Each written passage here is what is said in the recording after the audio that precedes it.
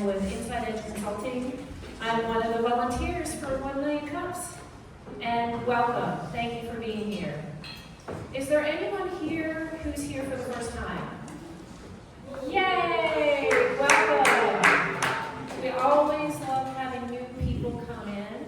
We're here every Wednesday morning, save 1 or 2 weeks a year when Sean and Erica decide to give us a little break, with people who are sharing new ideas with startups in our community and asking for your support. So it is fantastic that you are here. We're a very friendly crowd. Please come back. And if you are founding or running a company and would like to consider presenting, you can go to 1 Million Cups Asheville online and apply to present. This is our organizing team. We've got Erica Camo, Eric Wenzel, me, Bill McKinnon, Sarah Leslie, Nick Breen, and Sean Camo. Yes, Erica and Sean got married a few months ago, so that's why they now share the same last name. Our format is that our speaker will give a presentation, so please hold your questions to the end. And then we'll have a prolonged period for you to ask questions and also provide your input and support to Rebecca, our presenter. This is the part where I ask that you pull out your phone and scan that little QR code. Hatch does get grant money to provide this event for you every week. You can think of event space, the coffee, all of that, and the infrastructure that goes into it. So by filling out these very simple questions, no blood will be drawn, no personal information will be shared. That helps us continue delivering this fabulous content to you every week. These are our event sponsors. Charlie and Troy Ball, Hatch, Western Carolina University, SCORE, Cotton Group Financial, ERC Broadband, Mountain BizWorks, Dynamite Roasting Company, W&C Business, Hatchworks, Inside Edge Consulting. And now I'm going to switch. Give me a second. I've got to switch our PowerPoint to introduce our presenter.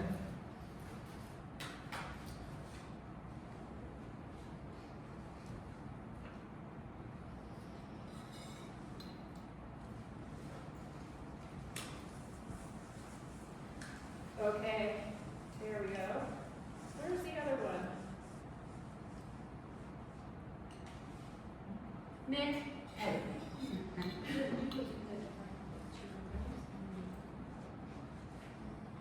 They disappeared.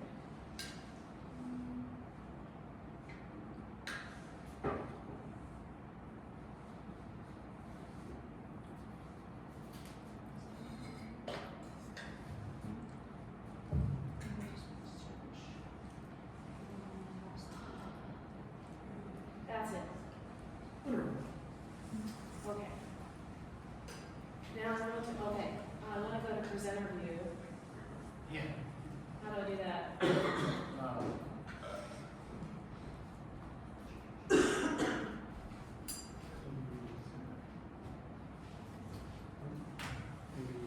While we're doing that, it is my pleasure to introduce Rebecca Robertson. Rebecca is the founder of the Mayan Melipona Bee Sanctuary Project.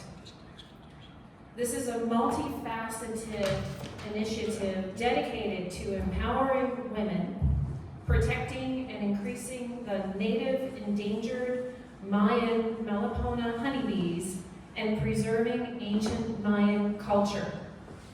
They're located in the heart of the Yucatan Peninsula in Mexico, where the 3,000-year-old relationship of the sacred Mayan bee and Mayan people is in danger of being lost. Rebecca is decorated with many awards internationally. She has received an award from the Sister Cities International and also with the Rotary Club. And recently, she was awarded from the Smithsonian Pollinator Advocate of the Year from the country of Mexico. Please give Rebecca a very warm welcome.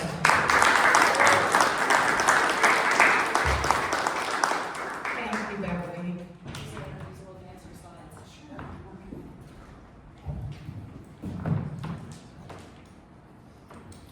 Life's an experiment. Thank you, Beverly. Thank you, Hatch. Today we're going to take a little trip south of the border where it's a balmy 85 degrees. I am the founding director of the Mayan Melipona Bee Project. That's a bit of a mouthful. And we're located in the Yucatan, Mexico, which is where you'll find the beautiful pyramids of Chichen Itza. And many of you may have been to Cancun, just to locate you on the map. Our project works with indigenous Mayan women. Many people think that the Mayan culture is an ancient, extinct culture. It's actually a living, breathing culture where still 500,000 people speak the Mayan language. But the Mayan people, like indigenous peoples in many areas of the world, are underserved and quite often occupy the lower poverty end of the spectrum. So with our project, we're making inroads to bringing attention to the Mayan culture as well.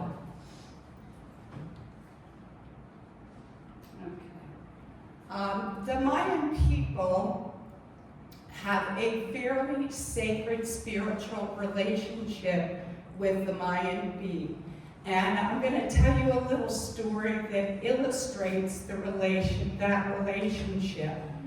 They will tell of a spirit boat that travels the cosmos, riding on the waves of the Milky Way. And that spirit boat is filled with honey. It's filled with honey from the little native tropical stingless honeybee that we work with in our project. In the Mayan language, the word for bee and the word for world is the exact same word. If there's no greater proof of the reverence that these people hold for this little insect, I can't think of one. This little tropical bee is the being that carries their ancestor spirits across the veil. It carries the souls coming in and the souls going out. And this spirit belt that's filled with honey feeds the life force here on our earthly plane. And in some way, this really defines what pollination is. A lot of people may never really quite think of the value of what these little insects are doing. Bees are a keystone species. So if you look out the window and you see these beautiful trees, many of those trees require a bee for pollination, and without the bees, then you lose the health of the forest. So we've all heard that 1/3 of our food requires a bee for pollination, but we don't think about the massive forest out there and the medicine plants that also require pollination. But the Maya people, they get it on a very deep level. Okay, we have a 3-part mission. We are an environmental project. This little Mayan bee that the Maya people have been in relationship for 3,000 years is being lost in the wild. There's an invasive species, an Africanized honeybee, that has taken over the wild nesting sites.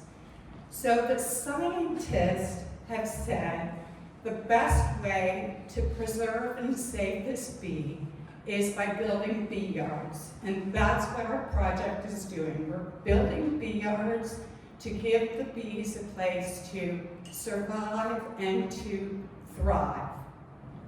We are a medicine project.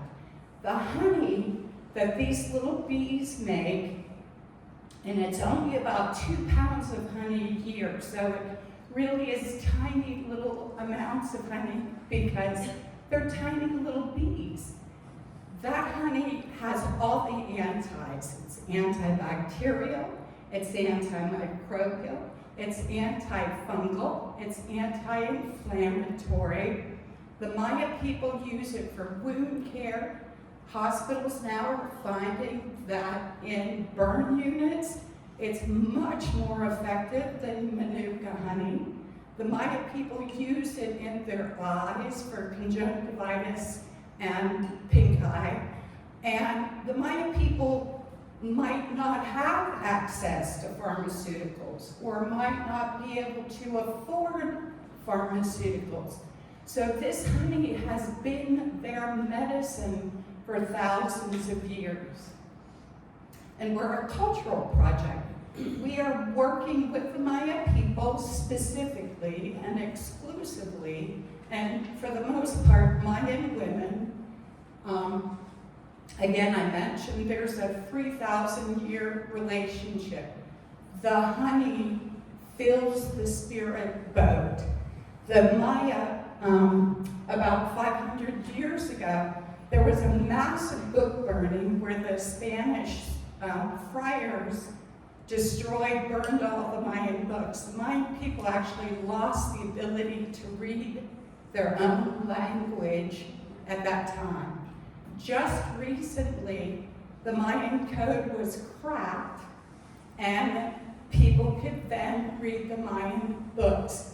There are 3 surviving books from that book burning purge.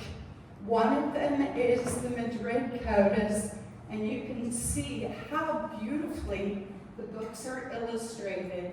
And that book is called the Madrid Codes because it lives in Madrid.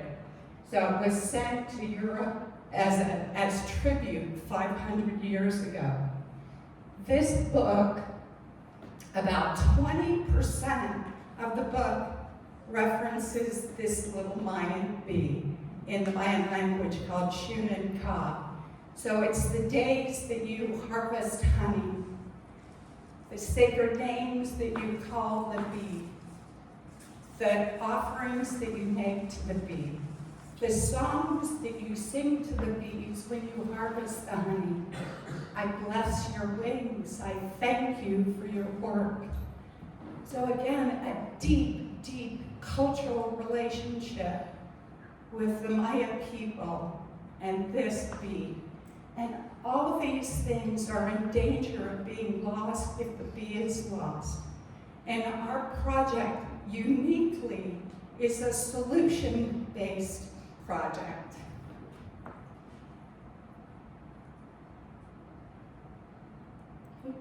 Went too far. These are some of our beekeepers, and I just love their clothing. They actually do their own embroidery. This is me on the right, and I'm about 5'3", and you can see I'm taller than the women, so it's actually one place in the world where I feel tall. Yeah. And this is our solution. So our project's only about 3 years old. We were able to locate a spot, build a bee sanctuary right in the middle of the town of Valladolid, which is right in the middle of the Yucatan Peninsula. We built a bee sanctuary. The structure covering the beehives is called a Meliponario. The Meliponario is built with sacred ceremonies The four corners of the structure represent the four directions, the four corners of the cosmos. Right now, we've got about 50 hives, and the honey that we sell on our website is being harvested from the bee sanctuary.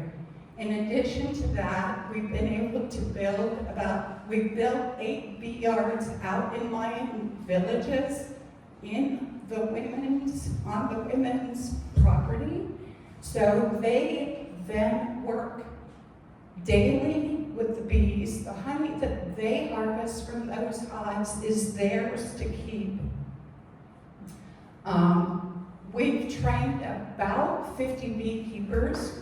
Uniquely, we've come into an alliance with the Mexican Department of Agriculture, SAGARPA. We're the only Melipona bee group that has developed this relationship with the Mexican Department of Agriculture, which we're doing that also to get established status with the Department of Agriculture, working towards protecting these bees.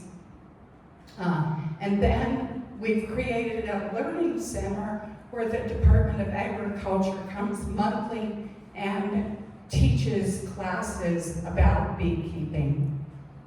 And again, the honey is coming from our beehives in the mother sanctuary. Okay.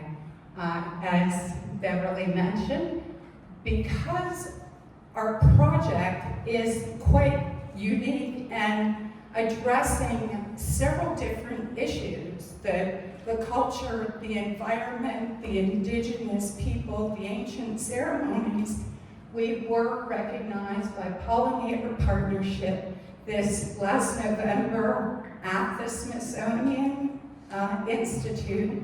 We were awarded the Pollinator Advocate of the Year Award for the entire country of Mexico. And this is our last slide. You can help by purchasing honey, of course donating. My goal this year is to further the relationship with the Smithsonian Institute. We've assembled a dream team of archaeologists, entomologists, and anthropologists working together to help expand our project.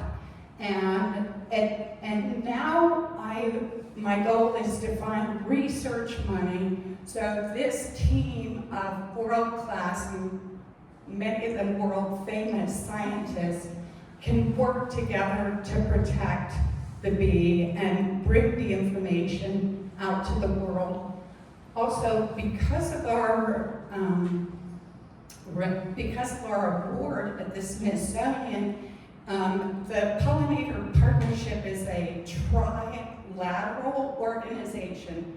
It's Canada, USA, and Mexico working together for pollinator awareness.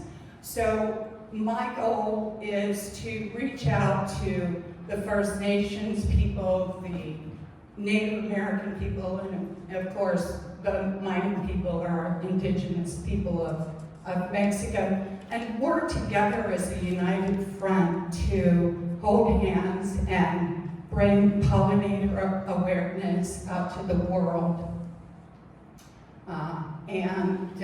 Please go onto our website, mymelipona.org, sign up for our newsletter, and like us on social media. Let's put your hands together.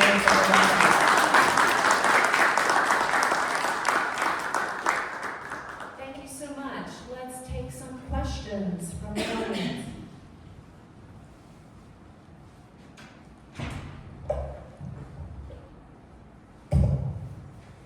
Thank you for your presentation. I'm just curious how you became involved in this Project. in the whole project, and how did you find out about this honey? Yes.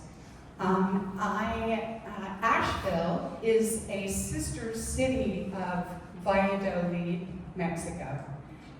And I am a beekeeper. I've got bees here in Asheville, as well as a deep history with the beekeeping traditions of ancient culture. So I have this kind of unique combination of interest and skill sets, and I'm involved in all the bee organizations here in Asheville.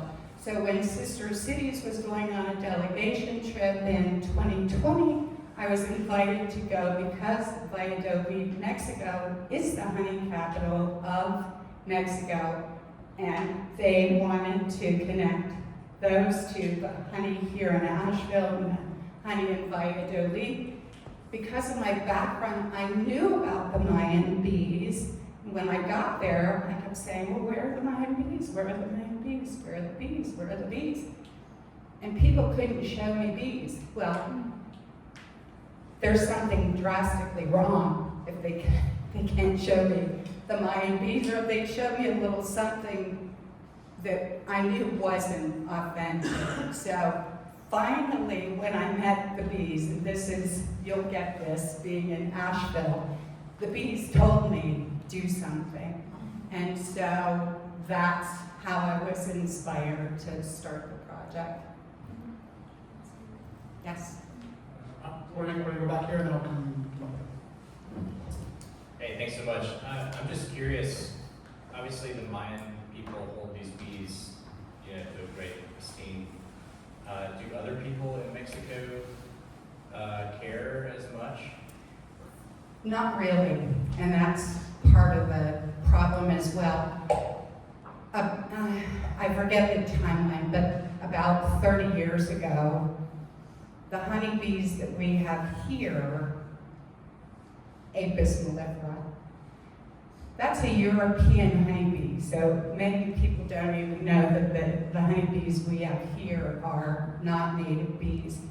Those bees were introduced to Mexico, and they're much more productive as far as honey production goes. You'll get 50 pounds of honey from a beehive of the European honeybee, and 1 or 2 pounds of honey from a hive of this little Melipona bee. The little Melipona bee is the pollinator of the rainforest and the pollinator of those medicine plants, and the honey itself, the medicine. So many of the indigenous plants of that area need this Mayan bee to pollinate it. But the Maya people, like most people, are driven by monetary influences, so they could make more money selling with the European honeybee because it's producing more. So even the Mayan people, many of them don't know about the Mayan bee. It was lost a generation ago. And there are very few people that still are holding those traditions today. And they'll be gone in this generation if we don't do something. And that's what our project is doing. And I would venture to say why so many people, and I could give you the list of internationally recognized scientists that have jumped on board with our project, because we're actually doing something to bring back the numbers of this really precious, important to the environment bee. So many Mayan people don't know about the bee, and in general, the population does not. Thank you. So you mentioned that the main recourse is to create these hive yards. Yes. Is there anything, any innovation going into creating sanctuaries out in the forest for these bees? Is there any way to do that, or is it just completely? There's probably some way, but the bees, the hive boxes are about the size of a shoebox, and these are a stingless bee. So I can take my hand and I can pet them. I can take my arm and I can put that hive under my armpit and take off. So building bee guards away from where people can put their eyes on them, they get stolen. So there's an issue of them being stolen, and because the honey is so valuable and precious, one box of bees, because again, it's kind of like comparing a Chevy with a Rolls Royce. A box of bees sells for $350 US. It's another reason why the Maya people, even if they want bees, they can't afford the bees. So they're valuable, they disappear. And then as well, if you're out in the wild, they live in cavities, and those cavity nesting sites have been taken over by the Africanized European honeybee. One other question that's because of what you're saying. So the thing that comes to mind to me is like, you know, how they do microloans for Indian women and in India, like I'm just thinking like, wow, wouldn't it be cool if you could create a system where these people that do want to be basically, you know, stewards of the bees in the culture had the means to be able to do that, more speckled throughout the environment rather than these like concentrated bee yards. We thank you, and that's why I'm here today, is actually to learn, to have those innovative ideas expanded, and how is it we could do that? Right.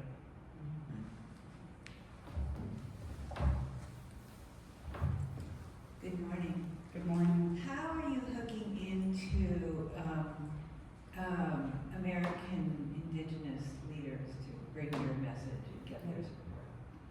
I haven't yet. It is my, well, I shouldn't quite say that. I will go to a powwow, or I'm a little bit hooked in with a few indigenous groups, the 13 grandmothers. And if I go to a conference and I bring honey, it's sold out in 10 minutes because the indigenous people understand the value of natural medicine. But in a broader way, the American people don't know about it. And I hope with this award from the Smithsonian that I will be able to make inroads in a much larger way with the indigenous people of this entire continent. And again, if you've got ideas, please let me know. We're gonna go here. Hi, I love what you're doing. thank you. I have this inspiration, curiosity question about the grant funding research, and if some of that could go towards more the medical-based research showing the benefits of the honey. I feel like that could be a great source of building awareness. I think you're absolutely right. I think that people internationally are looking more for natural medicine. I don't know how to get hooked into those communities. And we do have honey for sale in a limited quantity. So in a year, we'll have about 20 liters of honey. I would love to expand the awareness of the honey, and it will, if people really start wanting it as medicine, it also will help the project and spread the word. Yeah. And again, I don't know how to do that. If you've got ideas, please let me know. How far outside is our natural? I think we need to use the microphone. We're gonna use the mic to ask questions. Well, I'll get you in there. Hi, I wanted to ask if you could speak a little bit to the political situation a lot of these families are facing. I know the chemical base closed in the last couple of years, the separatist zones that a lot of indigenous families down there occupy. Is there any thing that's affecting these families and these people to do their work in relationship to the way the military has tried to take parts of the land, or are you? Not in the Yucatan. Mexico is huge, and each region is dealing with different issues.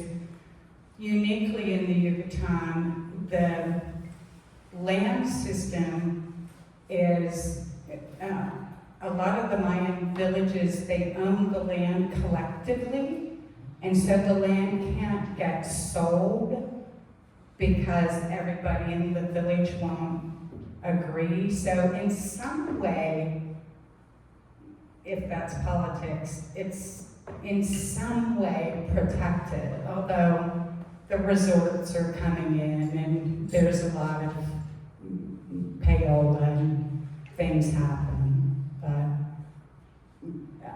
I live here in America. I don't even speak Spanish. I speak traveler Spanish. So I also really am not that aware of what the political situation is.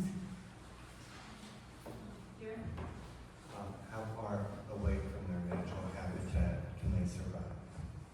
They would not this is a he asked how far away from the habitat can they survive. This is a little tropical bee, and the tropical bee lives in tropical zones. So their range is, there are kinds of Melipona bees in the Amazon. Perhaps they could live, I know they're in Cuba, perhaps they could live in Florida, but also it's very problematic to take a species out of where its natural habitat is. So we want to keep them where they belong, and they have, the bees have a 65 million year relationship with the plants that co-evolved with them. So I get messages from people in Europe or in Ohio that say, oh, can we have the bees here? And the answer is, you don't have all those plants that feed those bees, and why would we want to do that to them? I'm curious how the women benefit and what they contribute to the project and what they get out of it. Yeah. There are many benefits, obvious, and some not quite so obvious. Our first woman that we built a bee yard with for, when she was a young girl, she was very, very ill, and she credits the Melipona honey as saving her life.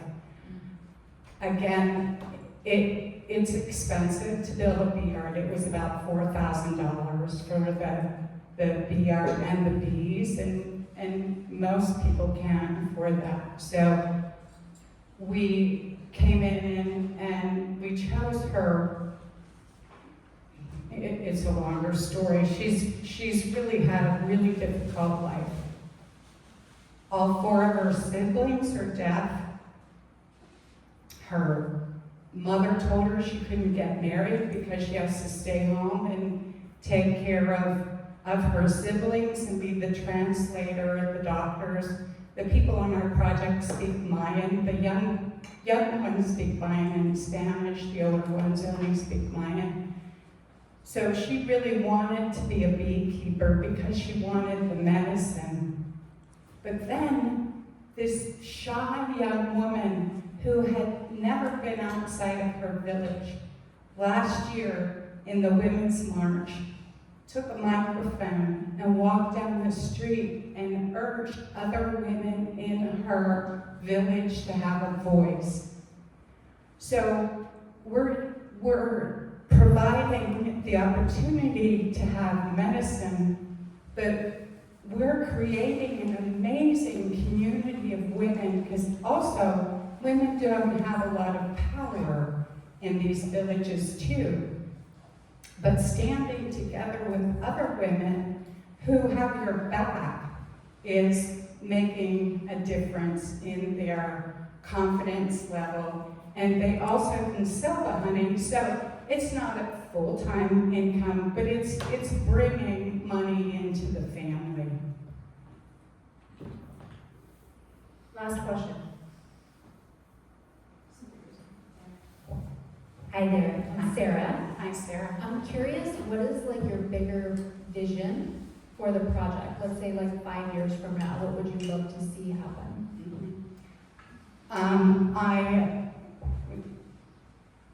First, we are an environmental project, so if there could be legislation to help protect the bees. I know that Mexico is trying to stop GMO crops from coming into Mexico because of the pesticides. The Yucatan, the Mayan people have worked with the Mexican government to stop Monsanto, but that 10-year ban just expired. One of the biggest threats to bees are pesticide and climate change. This year, there were 40 days of over 40-degree temps. So as we had a hurricane here, they had brutal high heat there.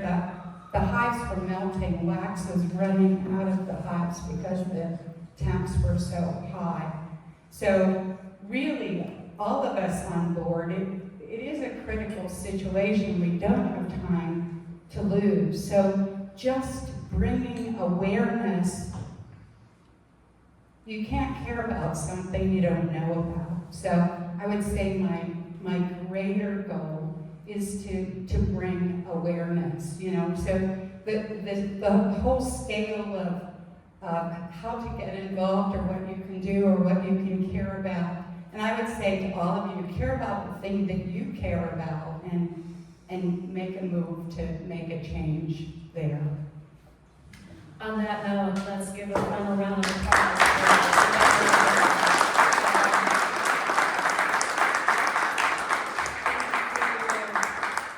Thank you for your inspiring and joyous presentation, and thank you for all of your amazing questions. I'm just going to close now with a couple of reminders, the calendar for next time. There we are. Yes. Okay. If you want to sponsor 1 million cups, you can do that. We are looking for sponsors and would love to have your support. You can scan the QR code for more information about the sponsorship levels and the benefits. Next, if you used a mug, please don't take it home with you. We do wash them and reuse them, so there's a tray outside in the hallway where you can put your mug. Thank you very much for helping us keep our mugs. And then for next week, we have this week, tonight and tomorrow night at the War Room, we'll have a Japanese drumming group giving a performance, which should be really interesting. According to the War Room, there are still tickets available, so go, if you go like the drum circle on Friday night, go get your drumming on with the Japanese drumming group. Next week, Mountain BizWorks Foundations will start their next 6 weeks course on how to start your business. I am actually going to be teaching this course in Spanish in September, and I'm shadowing it right now. I can highly recommend it as a really good course to learn the basics of how to start your company, what is the importance of knowing your vision, how to calculate your gross margin and understand variable and fixed costs so you can get an idea of how much capital you actually need to start your business. It's very good. I recommend it. There are lots of scholarships available. If you feel like you want some background as you're launching your business, it's a great course. On February 15th, we'll have at the Symphony Ciao Italia performance. And then next week, Black BWS Black Legacy Awards, honoring Black excellence with 7 prestigious awards at the Community Theater. After that, AYPROS has a pub club on February 25th. Always a good time with a lot of youthful people. And one thing I forgot to say, I do have honey here, so if you would like to taste a sample, I've got taster spoons, and I have a couple bottles for sale. The small ones are 30, 1 ounce is 50, and 2 ounces is $75. Thanks, Rebecca. How many of you have ever heard of the book by Dale Carnegie, How to Win Friends and Influence People? Okay, it's been out for a while, but it's still around, and there's a Dale Carnegie course that is going to be offered in Asheville, March 17th through 19th. I don't see a website here, but surely if you Google it, you can find a way to register for the course and find a way to have more friends and more influence in the world.